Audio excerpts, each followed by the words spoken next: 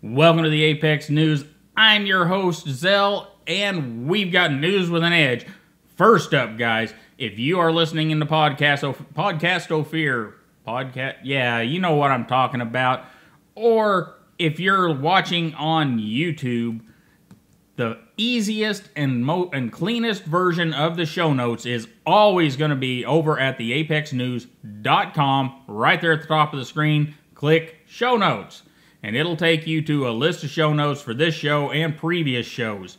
So, the easiest way to get to them, guys, and the cleanest set of show notes, a lot cleaner than what you're going to get down below in the YouTube description. But it is in the YouTube description as well.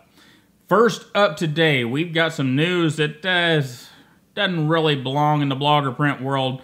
To start with, Knife Ship Free is moving to somewhere near Chattanooga, Tennessee. And guys, that I don't know why. I didn't get an opportunity to get a hold of those guys and talk to them about it. I'm going to try this week, and maybe we can find out why or where exactly. That would be kind of cool. I think it's kind of cool that they're moving to Tennessee and out of Michigan. I know you guys that live up north don't think that's a great idea, but for me it is. Anyhow, we also have Jake over Canadian Cutting Edge, and he's been having some issues, and he wrote about them over on his Patreon page. It's a public post, so if you would like to go read that, find out what's going on with Jake, you can do that. And then we have Nick Shabazz. And yeah, we're talking about him outside of videos, and unfortunately, it doesn't have anything to do with, well, anyhow. It's a good one for Shabazz, and what Nick's doing is he is running a raffle over on his YouTube channel. This raffle is for battered women and domestic violence, and Nick does it really cool. He has you donate to your local shelter online so that you get an emailed receipt, and the instructions are over on Nick's video that's linked down in the description and in the show notes. But it's just really cool, so whether you just want to help the domestic violence victims and battered women, or you're looking for one of the prizes that he's giving away, and he is giving away a Viper Sharp, guys. A full fixed angle sharpening system. So you may want to get over there and get in on this one. Anyhow, the video is linked down in the show notes. And the last thing is Hinderer has brought back the fire tack, and this time, instead of being a custom or a limited run like it has been for the past 15, 16 years, this time it's a production knife. Now, it's not really available anywhere that I could see except for maybe DLT Trading and Monkey Edge. Every place else is sold out. But it's kind of like a simpler, slimmer XM18 with thinner blade stock, and you just, do a search out there. Blade HQ has some pictures up where you can at least get a look at it and see the specs, and I assume Knife Center does too, and several others. But pretty neat, and I'm just happy to see it out there. It's a much better EDC knife, in my opinion, than some of Hinderer's other knives. And moving on to the blog and print world, from Knife Informer, we have the Factor Hardened review. And Factor is that company that had some issues a year and a half ago because possibly one of their knives looked like another company's knife. And to be quite honest, I have issues with both companies over that. And not for the same issue, but for the same design, I have issues with both companies. But supposedly they put that behind them. They brought you the Factor Hardened. And it could be a pretty cool knife. You'll have to see what Knife Informer has to say about it. And BladeReviews.com brings us a review of the Cold Steel 4MAX. That's that really big and... Wait a minute. The really big and ridiculous is the Esplanada. But... Okay, so it is the bigger and more ridiculous than your normal Cold Steel folding pocket knife. Pretty neat knife, but yeah, it's big and ridiculous. Not as big as the Esplanada, but bigger than most of the big and ridiculous over at Cold Steel. So you're going to want to check that one out. And Knife News brings us the rise of the front flipper from South Africa to your hand. And in a very well-written article over there. And then right here at the apexnews.com, we had the CRKT and Blade HQ teaming up to bring a lighter, more colorful Pilar to us, and they did exactly what that title says. However, the one single thing that everyone wanted, and I mean everyone, it's still 8CR13 MOV for blade steel. And CRKT, if you're listening, you charged another $10 for the G10 handle scales, which I think is a bit ridiculous, but, you know, whatever. You could have charged $20 more if you had given us even a Sandvik steel. Just about any other steel besides VG10, AUS 8, and 8CR13 MOV or the other CR MOV steels. But you missed your opportunity. If you would like to talk about how to keep the knife community a little happier, send me an email and we will talk, and I'll help you out. I'm not here just to bust your balls. I'll help you out. Just send me an email. We'll talk about it, because you apparently need some help. Anyhow, moving along, we also had Elijah Isham teasing us with the Blackstar prototype. I saw it on Instagram. In fact, I've been watching it on Instagram for quite some time.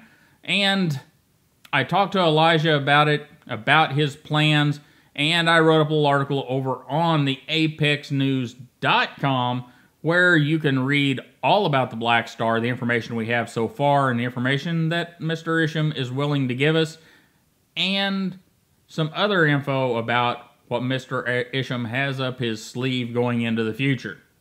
And then over in video from the House of Wisdom, we have the Reate Baby Machine, another Barucha beauty. And I absolutely agree, and that's one knife that I would love to own, but, and I apologize, Toshi, it's just a knife that I would never stick in my pocket. And I know, it's a beautiful knife. It's got a great blade shape, but I would never stick it in my pocket, and that's why I don't own one. And then, he also has a review of the ZT-0609. He says it's a home run for ZT. I'm not going to say that, but apparently House of Wisdom believes it is, and it could be for many of you, so go give it a look. And Kevin Cleary's up next. He brings us the first impressions of the TuyaKnives. He's got a few of those, getting the first look at them. We'll have some of those in here very soon. And we also have the Ruike knives. He's got 3 or 4 of them. The 2018 models should be really good over there. I've got all kinds of craziness going on here. Give me just a moment, guys. He's got the Rake 848, 852, and 865 for first impressions. Pretty freaking cool. And the birds just must have plain saline in their IV this week, because Bird himself is having a 0 tolerance birthday. It's Frankie approved. And if one video in the whole list, guys, that you need to go watch, at least the first 3 or 4 minutes of it, is the BirdShot IV Kizer Chopsticks. Yep, go do it. Whether you can use chopsticks or not, it's well worth the first 3 or 4 minutes. Anyhow, Eugene Kwon brings us dashboard review number 54, and it is the Knife Art exclusive Chris Reeve Sebenza 21 Insingo. It's a beautiful knife, guys. That's worth going over there just for the knife porn. And EDC Gear Reviews brings us the Steel Will Intrigue. Pretty cool knife there. It's probably so far my favorite of these D2 and polymer or FRN handled knives from Steel Will. And Nick Shabazz brings us this Spyderco 100 Pacer review and the ZT-0393 review. Pay close attention to what Nick says about that knife, because whenever we bring the knife over here, and I've got one, I just haven't got it reviewed yet. I've got such a backlog that, well, we're going to have some education over here about that knife. Should be fun. And, of course, he has that charity raffle for domestic violence. Don't miss out on that, guys. And Staza23 brings us a knife therapy this week, but the new and not yet released Best Tech Paladin. And, you know, that's a pretty cool looking knife. You guys have to go over and see what old Nick's got to say about it. And he's also got the TuyaKnives Argon. Says it's a snappy action at a competitive price. And we've talked about that one a little, or I've talked with Nick about that one a little bit, and he definitely thinks it's a pretty dang snappy action. He was very, very impressed. And then Baz on Blades brings us the Real Steel Thor in black and blue. It's a special edition, and it's kind of pretty. And then EDC with Aaron brings us the Wee Knives Zephyr. And I guarantee you guys that he is going to go over the action on that knife at least a dozen times in that review, and it's great. So go give that a try. And Slicey Dicey, he's over, well, I'm not sure if he's still in Germany, but he was in Germany a few days ago, and he brings us a video, what I brought to Germany and what I bought. And for this one, guys, you're going to need to turn the volume up. He doesn't have his recording gear with him, so he's trying to do it all on the phone. So whenever you get over there and you can't hear nothing, he's just moving his hands around, just turn the volume up some and everything will be okay. And I normally don't link to reseller websites, or not websites, but videos. But those guys are getting better and better, and, well, I kind of got to. This week, Blade HQ brings us the classiest gentleman's knives around. It's Knife Banter episode 47. And it's a good one. And then also, GP Knives brings us a video of that Hinderer Knives fire tack I talked about earlier. I linked that one so you guys can get a good look at it and listen to that guy from GP Knives. Because he's just interesting. I need to meet that dude.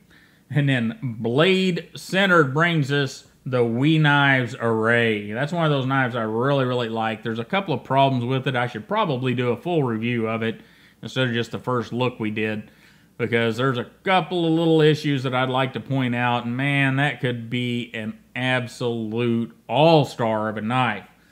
And then we have the Cedric and Hate Outdoors. That's Pete. He's got the best overall EDC knife steel. Pete's conclusion. Well, there's going to be a lot of conclusions, but you're going to want to go see what Pete's conclusion was, because, well, you know, he's Pete. He does all that knife testing and all that stuff, and he's going to have a very informed conclusion, unlike most of the rest of us. And then we have a knife channel highlight this week, and our knife channel highlight is Pivot Heads. You guys may know him as Jump Keys, but Pivot Heads is cool. It's really cool what he's doing. He's doing 1-minute videos or less, and he's given the knives what he's calling a PhD score. Physical appearance, hardware, and design. Total score can be up to 30 points. From what I've seen so far, a good score, I'm going to say it's going to be over 24 is going to be where the good scores start. Jump Keys may tell you different. But that's just what I've seen. Most of them have been on Instagram and Facebook. But now he's bringing them to YouTube. And I've got the, what do I have linked here? The Southern Grind Spider Monkey is the one I have linked. But I will also throw in, well, it's at Pivot Heads everywhere, guys. Pivot Heads on Facebook. Pivot Heads on Instagram. And I'll try to throw some links down in there to get you to them, to those places, wherever you would like to follow him, whether it be YouTube, whether it be Instagram, or whether it be Facebook. And this is what I heard from him, and this is what he would like. He's got a lot of people watching these little videos. And guys, he would like a comment every now and then. So, you know, go say hi to Jump Keys over on Pivot Heads. And doesn't matter which social media place you say hi, just go say hi to him. In fact, why doesn't everybody go over to this Southern Grind Spider Monkey video and just give him a big hearty hello? You know, that way he knows that we're out here. He knows that we're watching. He knows that we're enjoying what he's doing. And really we are, because it's some really, really cool stuff. And guys, I really think as far as news goes, that's about it. Little notes about around here. I'm going to be changing up some of the stuff over on Patreon here real soon to reflect what we're doing now, because what we're doing changed really rapidly, and I didn't keep everything up to date to reflect all that. And I really think that's about it. Brian will be back from his second honeymoon. He called it a business trip, but we all know better. Sometime in the next few days, we should be getting back into the podcasting. And don't forget that this right here is out on the podcast networks. If you're listening on the podcast networks, it's over on YouTube. And the show notes are always at theapexnews.com. Click on show notes at the top of the page, and it'll take you to the list of different shows that I've done here. And that's one to bookmark. Oh, hey, people ask about RSS feeds. I have set up FeedBurner feeds for the homepage of theapexnews.com and for the Apex News show notes. So they're there. They're at the bottom of every page in the footer, easy to get to, and they're just snippets, so they're not going to fill up your news feed.